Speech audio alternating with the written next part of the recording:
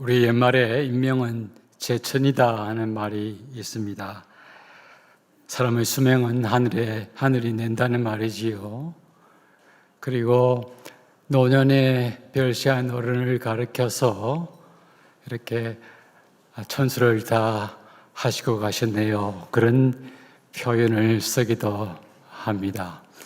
하늘이 내신 그 수명을 다 하고 가셨다 하는 그런 뜻이지요. 이처럼 사람의 수명은 하늘에 달려 있다 하는 의식이 우리 조상에게도 있어 왔습니다. 현대에 들어와서는 사람들의 평균 수명이 좀 길어졌습니다. 진보된 현대의학의 혜택을 받으며 우리가 살고 있기 때문이지요. 2023년 연말에 통계청이 보도한 보도자료에 따르면은 2022년 한국인들의 기대 수명, 평균 수명은 남자가 79.7세, 여자가 85.9세입니다. 사고나 남자가 80세, 여자가 86세라는 그런 말이지요. 사고나 불의의 사고나 병으로 이렇게 세상을 떠나지 않는 한 현재의 그 평균 한국인의 수명은 83세. 엄밀히 말하면 남자는 83세 하면 기분이 좋지만 남자는 80세, 여자는 86세입니다. 여러분, 모세가 시편 90편에 사람이 70이요 강건하면 80이다 했는데 4,5천 년이 지났는데도 그렇게 달라진 것 같지는 않습니다. 더 이상 살기를 기대하지만은 보통 이 정도 아직도 수명으로 인생은 살다가 가는 것입니다. 이전에 비해서 조금은 길어졌지만은 그러나 노년이 되면은 다 병들고 고생하다가 세상을 떠난다는 점에서 있어서는 이전이나 지금이나 다른 것이 없습니다.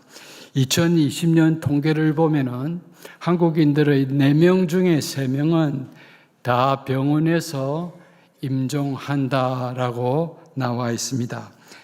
대부분의 사람들은 병원에서 죽는다 하더라도 노안으로서 잠깐 병원 신세를 지다가 세상을 떠나는 것이 일반적인데, 그러나 그 중에서는 중병으로 제법 힘든 시간을 보내다가 그렇게 사망하는 사람들도 있습니다.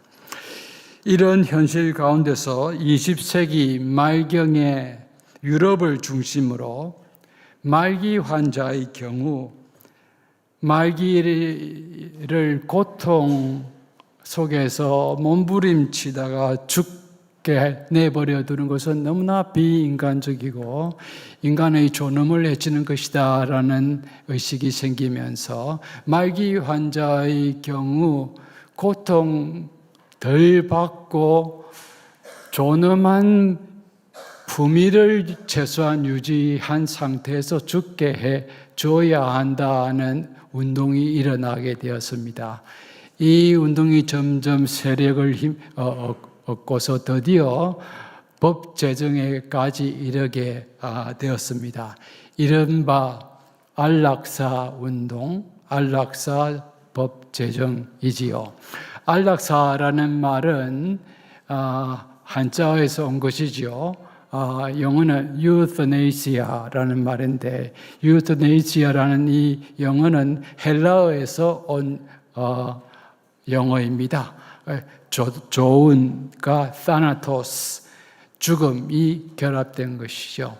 좋은 죽음이 뭐가 있겠습니까마는 고통 덜 받고 조금은 편안한 상태에서 죽게 하자 하는 것이 이 안락사입니다. 네덜란드에서는 이미 1980년대 중반에서부터 안락사를 돕는 그 사람에 대해서는 법적으로 기소하지는 않는다 하는 것이 암묵적으로 용인이 되어 왔습니다. 그러다가 2001년에 이르러서는 아예 법적으로 허용해 버리는 그렇게 안락사 제도를 법제화해 버렸습니다. 벨기움, 룩셈부르크 등 유럽의 여러 나라들이 이들을 따랐고 미국에서는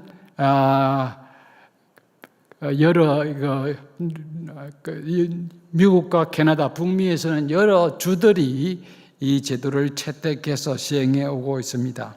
아시아에서는 호주, 오스트레일리아가 최초로 이 법을 제정해서 시행해 오고 있습니다.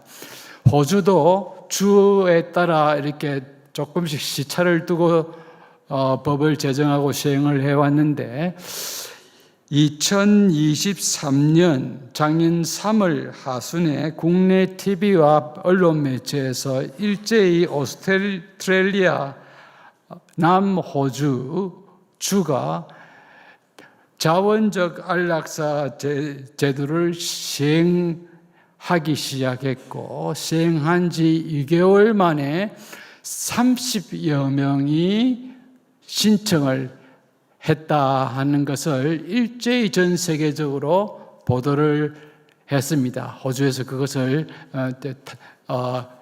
보도하기 시작해서 다 연합통신을 통해서 전 세계로 다 나간 거겠지요. 우리나라도 이 보도를 받아서 우리 언론에서는 호주의 자원적 안락사 제도 시행 30명 지원 이렇게 보도를 했지만은 사실은 자원적 안락사에 해당하는 이 단어 호주가 정식으로 사용한 명칭은 자원 조력 사망입니다. 자원적 조력 사망, 영어로 voluntary assisted dying입니다. 그런데 이 자원 조력 사망 제도는 이미 유럽에서 시행해 왔는데 유럽에서 사용했던 명칭은 physician assisted suicide였습니다. 의사 조력 자살입니다. 의사의 도움 하에서 스스로 생명을 끊는 것이지요. 그런데 호주에서는 이 법을 도입하면서 이름을 physician 대신에 voluntary 하고 suicide 자살 대신에 dying 사망이라는 단어로 대체를 해봤습니다. 자살이라는 단어가 주는 어감이 좀 좋지 않기 때문이죠. 그래서 자원 조력 사망이라는 포장을 싹 입혔지만은 실제로는 유럽에서 시행해 오고 있는 physician assisted suicide, 의사 조력 자살하고 동일한 것입니다. 즉 의사가 모든 장치를 다 마련해 놓으면은 죽기를 원하는 사람, 대부분의 말기 과정에 들어가 있는 사람이 버튼만 딱 누르면 그 주사기를 통해서 약물이 몸에 주입이 되어서 몇 분 내에 죽는 것을 말하는 것이지요. 예. 적극적인 안락사이지요. 우리나라도 2009년에 의료사고로 식물인간 상태가 되었던 한 할머니가 있었습니다. 이를 계기로 이제 소극적 안락사에 관한 법이 우리나라에도 만들어지게 되었는데요. 당시 이 할머니는 의료사고로 식물인간 상태가 되어서 급하게 산소호흡기를 부착한 채 중환자실에 있다가 호흡이 돌아와서 이제 입원을 하고 있었는데요. 이 가족들이 세브란스 병원을 대상으로 우리 어머니, 우리 장모님 이런 상태로 더 이상 사는 것을 원치 않으시는 것이 틀림없기 때문에 산소호흡기를 제거해 주세요라고 병원에 요청을 했지만 세브란스 병원이 no, 지금 법이 그걸 허가하지 않고 그럴 수 없습니다. 산소호흡기를 부착하는 우리가 적극적으로 의료 행위를 하면은 소생할 가능성이 몇 프로 있습니다. 이런 식으로 딱 제안을 했습니다. 거절을 했지요. 설명을 하고. 그러니 서울 마포에 있는 서울 서부지방법원을 대상으로 소송을 내었습니다. 결국 대법원까지 올라가서 대법원이 말기 환자의 생명 연장에 관한 것은 대리인이죠. 가족이 할머니의 의사를 제대로 추정한 것이지만은 할머니의 의사로 간주를 하고 산소호흡기를 떼도록 판결을 내렸습니다. 그래야 결국은 산소호흡기를 떼게 되었는데요. 가족들이 여기 대리의사 추정은 이거였습니다. 우리 장모님이 평소에 병원에 병원에 병문안 다닐 때 한 번은 힘든 상태에 놓여 있는 거기에 환자를 보고 나오면서 저렇게 살아서 뭐 하겠느냐. 내 같으면 저렇게 안 산다. 이렇게 말을 했다는 겁니다. 요 말 하나를 가지고 이제 그렇게 대리 추정, 이래야 되겠죠. 여러분, 이것은 대리 추정이라고 간주하면 안 됩니다. 이것은요.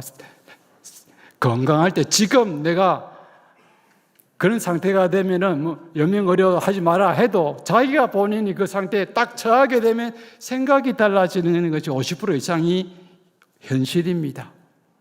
어쨌든 여기에 대해서 떼주었는데 그래서 1개월 이상 못 살 거다라고 주장을 했지만 호산소호흡기 없는 상태에서 6개월 이상 자가호흡을 하다가 그렇게 세상을 떠났습니다. 이 일을 계기로 정부 주도에서 이런 일이 이전에도 여러 차례 있었기 때문에 이번에는 확실한 법안을 하나 만들자 하고 의사들, 의료계, 법계, 법조인들, 법률인들, 그리고 종교인들, 윤리학자들, 또 시민단체 4, 5년 동안 저도 좀 관여를 했는데요. 4, 5년 동안 여기에 대해서 논의를 하다가 결국 절충적인 안을 마련해서 법을 만들게 되었습니다. 그것이 호스피스, 연명의료 및 임종 과정에 있는 환자의 연명의료 결정에 관한 법률안입니다. 너무 길죠? 예. 1부 예배 때는 제가 조금 틀렸습니다만 2부 예배 때는 다 그대로 외워서 안 틀렸습니다. 너무 길어서 줄여서 연명의료 결정법이라고 말하는데요. 이 법의 핵심 내용은 임종 과정에 있는 환자들에게는 생명을 연장시키려고 하는 적극적인 의료 행위를 중지할 수 있게 하는 겁니다. 이게 이 법안의 핵심입니다. 2016년에 법이 제정되었고 경고 과정을 거쳐서 2018년 2월부터 법안이 효력을 발생해서 올해째 6년 이상 지금 이 법안이 시행이 되고 있는데요, 법률이. 그런데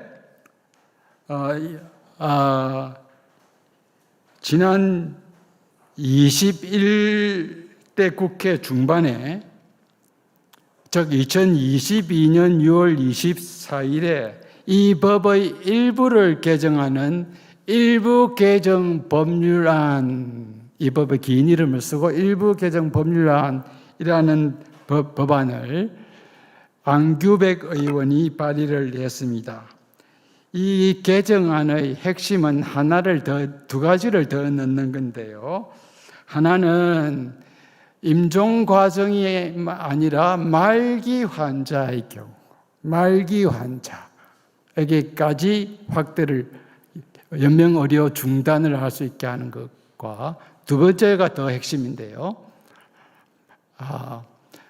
본인이 자기의 생명을 종식할 수 있는 권리를, 소위 생명에 대한 자기 결정권을 정진시켜서 조력 존엄사를 할 수 있도록 허용하는 내용입니다.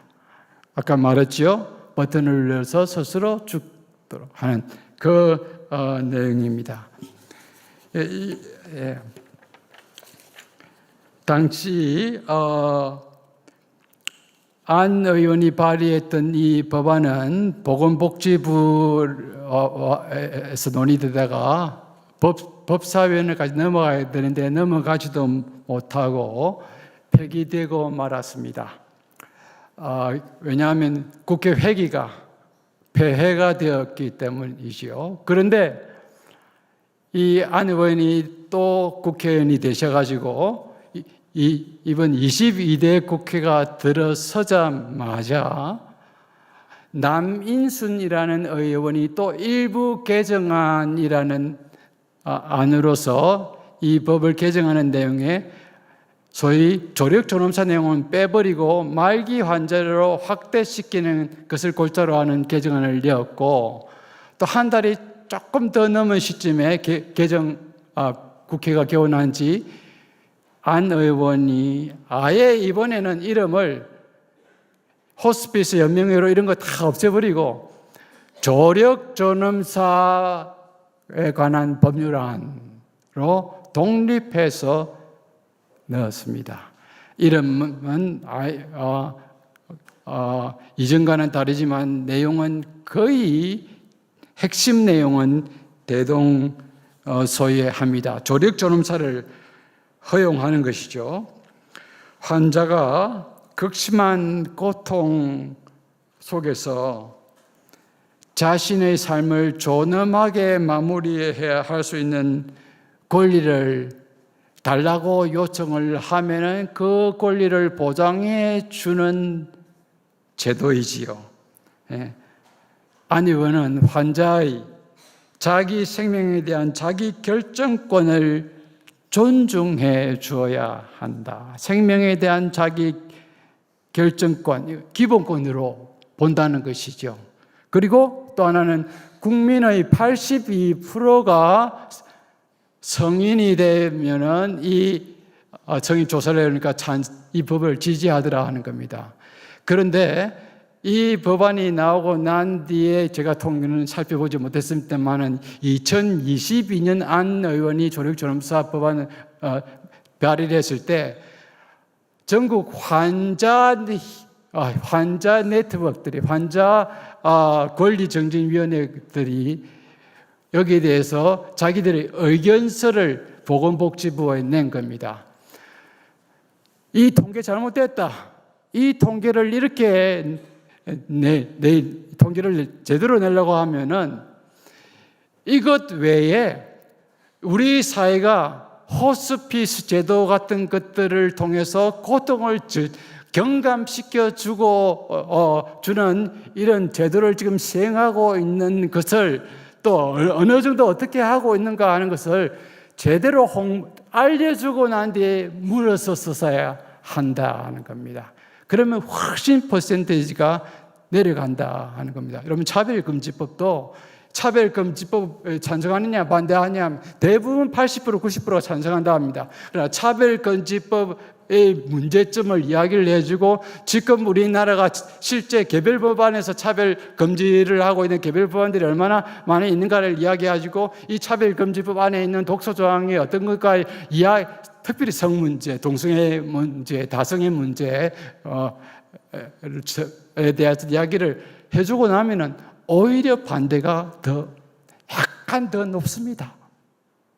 이렇게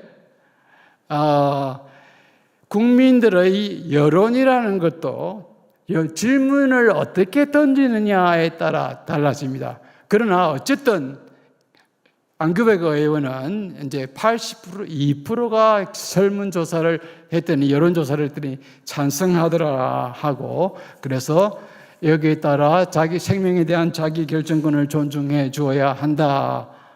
그래서 그 법안 제안 이유를 법안에 설명을 이렇게 붙이고 그리고 제안을 하였습니다. 자, 그러면은 사람이 자기 자신의 생명을 스스로 존경할 수 있는 그런 생명에 대한 종결권을 갖고 있기에 이것을 보장해 줘야 한다고 하는, 또 이것을 추진하는 법안에 대해서 우리 교회는, 우리 성도는 어떻게 대응해야 할까요? 성경이 이에 대해서 뭐라고 가르치는지를 우리는 살펴보지 않을 수 없습니다. 한두 가지만을 살펴보려고 합니다. 첫째로, 성경은 우리 생명의 주인은 우리 자신이 아니라 하나님이시라고 말씀합니다. 성경은 창세기에서 하나님이 친히 천지를 창조하신 뒤에 마지막 날에 사람을 창조하셨습니다. 사람은 하나님의 형상으로 특별하게 사람을 창조하셨다고 했습니다. 그래서 사람은 다른 존재와는 차원이 다른 존귀한 존재입니다. 얼마나 하나님이 사람을 존귀하게 여기느냐 하면은, 사람을 생명을 고의적으로 해하는 사람은 사형에 처하는 법을 만들 것을 인류의 새로운 인류의 대표자인 노아에게 명령합니다. 창세기 9장 6절에 보면 다른 사람의 피를 흘리면 그 사람의 피도 흘릴 것이니 이렇게 명령합니다. 그리고 그 이후로 이는 하나님이 자기 형상대로 사람을 지으셨음이니라 라고 말씀했습니다. 우리들도 동일하게 하나님의 형상으로 지음받은 자들입니다. 우리는 우리의 뜻에 따라 이 땅에 태어난 사람이 아닙니다. 하나님이 그의 선하신 섭리와 주권 가운데 우리를 때가 되매 부모를 통해서 이 땅에 태어나게 했습니다. 여러분, 우리는 이걸 비겟이라는 동사로 태어난다라는 표현을 하는데요. 이건 헬라 성경에 나오는 게나오라는 신약 성경의 표현, 영어 한국 번역인데요. 이거는 만드는 것이 아닙니다. 우리 번역이 정말 좋습니다. 태어난다. begotten, not made. 태어나는 것이지 만들어지는 것이 아닙니다. 우리 부모가 우리를 만들지 않았습니다. 하나님이 우리를 창조하시고 때가 되면 부모를 통해서 우리에게 begotten, 태어나게, come into being, 존재로 나오게 하나님이 하셨습니다. 우리 생명의 주인은 하나님이십니다. 그래서 태어나게 하신 이도 하나님이시고 거두어 가신 이도 하나님이십니다. 왜냐하면 하나님이 우리 생명의 주인이시기 때문입니다. 욥기서를 보면 졸지의 재난을 당해 자녀들과 재산을 다 잃어버린 욥이 나오지요.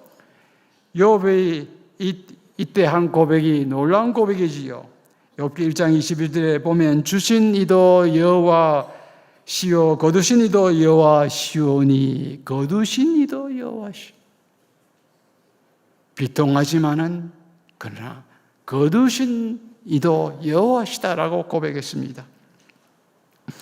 그는 하나님이 자신과 자녀의 생명을 포함한 모든 것을 주신 주인임을 인정하면서 마지막에 하나님이 주권에 의해서 거둬가실 수 있음을 고백했습니다. 욥기 12장 10절에 보면 모든 생물의 생명과 모든 사람의 육신의 목숨이 다 그의 손에 있느니라 라고 욥은 이어서 고백했습니다. 그리고 오늘 우리가 읽은 이 본문 14장 5절에서는 조금 더 구체적으로 사람의 수명조차도 하나님이 정하셨다고 고백합니다. 5절을 보십시오. 주께서 그 사람의 날을 정하셨고 그의 달수도 주께 있으므로 하나님이 사람에게 정하신 날수가 있는데 이 날수가 차면은 즉 그의 수명이 있다 하면은 하나님이 생명을 거두어 가신다는 것이지요. 전도서 3장 1절 2절에 보면 솔로몬도 이와 유사한 말을 합니다. 범사에 기한이 있고 천하 만사가 다 때가 있나니 날 때가 있고 죽을 때가 있으며. 솔로몬의 이 말은 단어만 좀 다를 뿐이지 내용은 욥의 고백과 동일합니다. 성도 여러분, 우리들은 그 누구도 자기 뜻에 따라 이 땅에 온 자가 없습니다. 죽는 것도 마찬가지입니다. 하나님이 보내셨으니 하나님이 정하신 때가 되면 우리는 마치 해가 저녁이 되면 서쪽 하늘을 붉게 물들이고 서산 아래로 떨어지듯이 우리 생명도 하나님이 우리 생명을 부르실 때 하나님이 문을 여시면은 하나님께로 돌아갈 뿐입니다. 우리 교회에서 장례식을 할 때 종종 부르는 찬송 중에 하나가 후일의 생명 그칠 때 하는 찬송이 있지요. 4절에 보면 그 가사는 이렇습니다. 그날을 예비하면서 내 등불 밝게 켰다가 주께서 문을 여실 때 이 영혼 들어가겠네.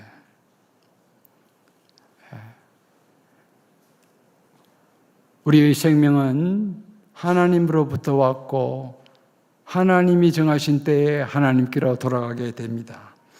이런 신앙을 갖는다면 사람이 자기 생명의 주인이고 그래서 스스로 자기 생명에 대한 종결권을 갖고 있는 존재이기 때문에 이 기본권을 사회가 인정해 주어야 하고 이에 따라서 조력조nom사를 용인해야 한다는 이 주장을 우리는 동의할 수가 없습니다. 이 사회가 그런 방향으로 흘러간다 하더라도 그리스도인들은 본인이 스스로 자기의 생명을 종결할 수 있는 권리가 있다 하는 이 세상의 주장 우리는 동의할 수가 없고 이 법안에 찬동해서도 안 됩니다. 둘째로 하나 더 생각해 볼 것은 고통과 과정에 있는 말기 환자가 원하기만 한다고 하면은 그 의사를 존중해서 빨리 죽게 해 주는 이 법이 통과가 된다고 하면은 사실은 이 조력조nom사법은 사람의 생명의 존엄성을 고양하기보다는 오히려 저하시키고 경시하는 결과를 낳게 될 것입니다. 그럼 이 법안이 단서로서는 육체적으로 수용할 수 없는 고통을 겪고 있는 말기 환자에 한해서라는 단서 조항을 달고 있습니다만은 여러분 이 법이 이미 딱 통과가 되어 보십시오. 시간이 지나고 나면 여기서 그치지 않습니다. 육체적으로 수용할 수 없는 고통이 아니라 점점 어디로 미끄러져 가는가 하면 정신적으로 수용하기 힘든 질환과 고통 겪고 있는 사람에게까지도 여기 조력조nom사가 허용이 될 것입니다. 그럼 이것은 학교에서 우리 학생들도 배우고 학자들도 익숙한 이 용어인데요. Slippery slope argument라고 합니다. 미끄러운 경사길 논쟁. 위험한 데 논리의 기초를 정초시키고 나면은 점점 더 안 좋은 위험한 것으로 추락하게 된다는 것이죠.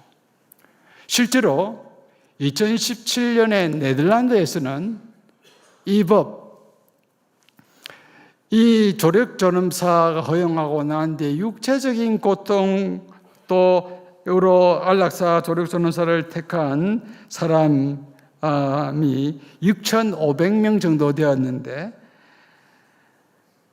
그런데 그 중에서 정신적인 고통을 이유로 목숨을 끊은 사람이 83명이 되었습니다. 예. 그래서 네덜란드 같은 선진사에서도 종종 이 문제에 대해서 가족들이 항의하고 하는 이런 사람들이 있습니다. 그렇게 우리도 갈 것이 명약관화합니다. 이것은 생명을 오히려 사람의 생명의 존엄을 약화시키고 경시하는 방향으로 나아갈 것이 틀림없기 때문입니다. 성도 여러분, 이제 말씀을 매듭하려고 합니다. 우리 가족이, 부모가 의료장치를 주렁주렁 단 채 병상에 누워 고통스러워하는 모습을 보게 되면은 안타까워하면서 빨리 고통에서 해방되었으면 하는 마음을 갖곤 합니다. 그래서 저렇게 고통받으며 누워있는 것보다는 빨리 죽는 것이 더 낫겠다는 생각을 개중에서는 하기도 합니다. 그래서 일부 가족들은 환자와는 관계없이 그냥 의사에게 찾아가지고 우리 어머니, 우리 아버지, 우리 장모님 그냥 떼주세요. 저는 모습 못 보겠습니다. 이렇게 요구하는 그런 가족들도 있습니다. 이해는 할 수 있지만은 우리 성도님들은 분명히 인식해야 할 것이 있습니다. 우리가 해야 할 일이 있고 해서는 안 될 일이 있습니다. 할 수 있는 영역의 일이 있고 할 수 없는 영역의 일이 있습니다. 병상에 누워 신음하고 힘들어하는 부모님을 보고 그 고통을 덜어드리고 싶어하는 마음을 갖는 것은 이해가 되지만은 부모 생명을 종결함으로 부모로부터 그 고통을 줄이려고 하는 행동을 해서는 안 됩니다. 그 일은 우리가 해야 하거나 할 수 있는 일이 아니라는 말입니다. 오로지 생명의 주인 되신 하나님께 속한 일입니다. 우리가 할 수 있는 일은 무엇일까요? 그러면 저는 이걸 강조하려고 합니다. 그러면 우리가 할 수 있는 일은 무엇일까요? 가족들은 환자 부모의 고통을 단축시키고 줄여주려고 하는 것보다는 환자를 끝까지 돌보려고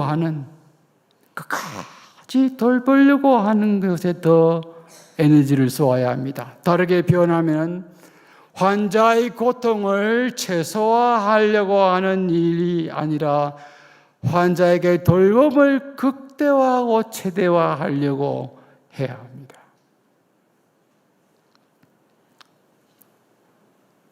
고통은 인생이 피할 수 없는 삶의 마지막 단계에서 겪어야 하는 삶의 한 부분임을 겸손하게 겸하게 인정해야 할 필요가 있습니다. 아담이 타락한 이후에 사망을 맛보게 된 인간에게 찾아오는 피할 수 없는 과정입니다. 그렇기 때문에 우리가 사랑하는 사람이 또는 부모님이 병상에서 마지막에 고통을 당해 힘들어 하실 때에 생명을 단축시킴으로 그 고통을 줄이려고 하는 것이 아니라 부모님이 하나님의 자비하심으로 더 천국 소망을 가지고서 하나님의 도우심 쓰는 손길을 더 굳건히 붙들면서 그 과정을 주와 함께 걸어갈 수 있도록 우리는 더 돌보고 더 기도해야 할 것입니다. 고통의 최소화가 아니라 돌봄의 최대화. 성도 여러분,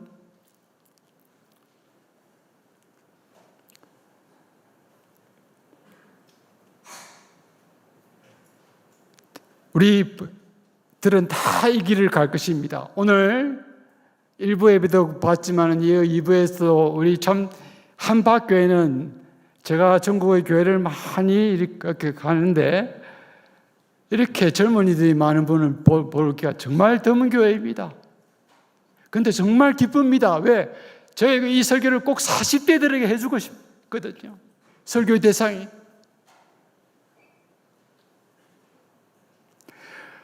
노년의 부모님들, 최소한 1년은 돌본다는 의식은 가지고 있어야 합니다.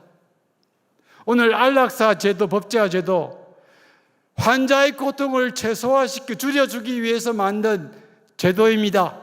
만들려고 하는 제도입니다. 솔직히 한번 생각해 보십시다. 이 안락사 제도가 정말 환자의 고통을 줄여주기 위한 제도입니까? 아니면 현대사회에서 가족의 고통을 줄여주려고 하는 제도입니까? 저는 이런 기독교 생명윤리, 의료윤리를 또 학교에서 가르치고 학생들이 목사들에게 가르치기 때문에 이 부분에서 관심을 늘 갖고 있습니다. 보도도 놓치지 않고 메모해 두는데요. 의료부장, 제가 또 요양병원에 제 장모님이 4년 계셨습니다. 의료부장을 통해서 듣는 이야기도 있고 제가 직접 들은 목도한 장면도 있습니다. 로비에서 가끔씩, 아주 가끔씩 또는 현관 이 벽에서 가족끼리 다툰다는 겁니다. 형님과 형수님이 좀 자주 와야 되는 거 아닙니까? 왜 나에게, 우리에게만 자꾸 이렇게 다 맡깁니까?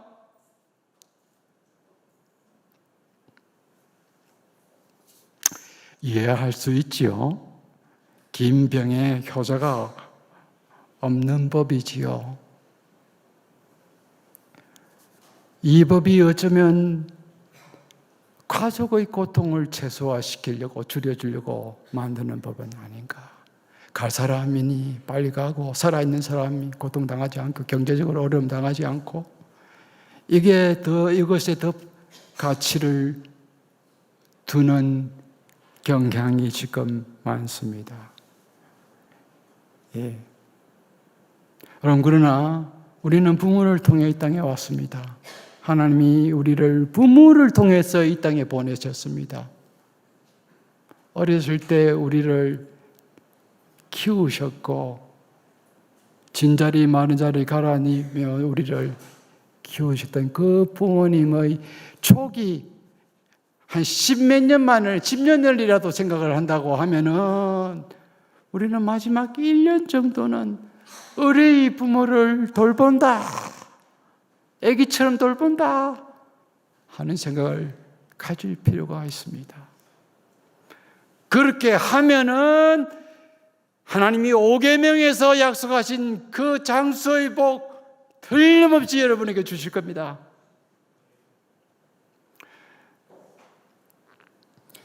저희 어머님은 아버님 세상을 떠나고 6년을 혼자 사셨습니다. 부산에. 76세 어머님이 가셨는데 저는 천안에 신학대학원에서 가르치니 자주 갈 수가 없죠. 그 6년은 제가 참 효자하고는 거리가 먼 사람입니다만은 저는 매일 전화했습니다. 매일 전화했습니다. 따뜻한 말 한마디, 이것이 돌보는 겁니다. 여러분, 오늘 우리 어르신들이 좀 여기 계신데요. 이 어르신들 우리 교회에 올 때에 우리 젊은 분들 조금 더 돌보십시오.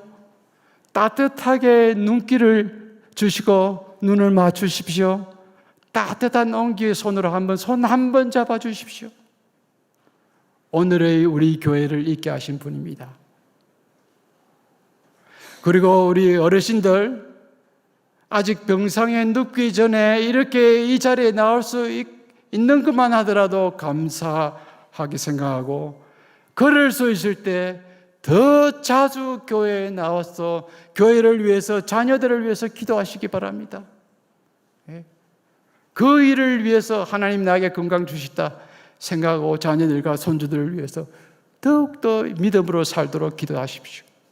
우리 자녀들 힘들지만은 세상의 길을 가지 않고 대세에 따라가지 않고 하나님의 말씀의 길로 역류하면서 더 부모를 긍휼히 여기고 불쌍히 여기면서 끝까지 돌보시는 그런 우리 성도들이 되시기를 바랍니다.